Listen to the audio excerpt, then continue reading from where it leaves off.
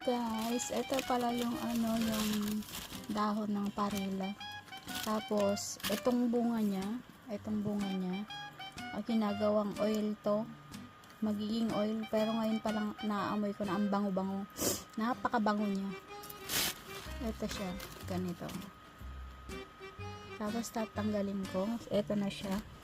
Tinatanggal ko, tapos ibibilad. Tapos pupunta ko sa shop ng yung para maging mantika ito. O maging oil. Ang tawag nila dito sa na to mantika niya ay tulkirom.